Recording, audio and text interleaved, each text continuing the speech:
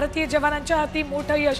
सांबा परिसरात घुसखोरीचा प्रयत्न भारतानं हाणून पाडलेला आहे। बीएसएफनं या ठिकाणी 7 दहशतवाद्यांचा खात्मा केलाय। पाकिस्तान सैन्याकडून जोरदार गोळीबार सुरू असतानाच या गोळीबाराच्या आडून घुसखोरीचा प्रयत्न सुरू होता आणि हाच प्रयत्न भारतानं बीएसएफच्या जवानांनी हाणून पाडला आणि सांबा परिसरात 7 दहशतवाद्यांचा खात्मा केला। या दहशतवाद्यांना कंठस्नान घालण्यात आलेलं आहे।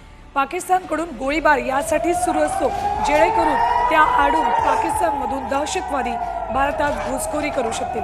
मात्र पाकिस्तानचा हा डाव भारताला आता पुरता माहिती, त्यामुळेच ज्या वेळेला पाकिस्तानकडून हा गोळीबार सुरू असतो त्यावेळेला एकीकडे जवान या गोळीबाराला प्रत्युत्तर देत असताना डोळ्यात तेल घालून घुसखोरीवरही लक्ष ठेवून असतात आणि म्हणूनच या 7 घुसखोर दहशतवाद्यांना कंठस्नान घालण्यात भारतीय जवानांना बीएसएफला यश आलेलं आहे। सांबा परिसरातलं हे मोठं यश, 7 दहशतवाद्यांचा खात्मा करण्यात यश आलेलं आहे।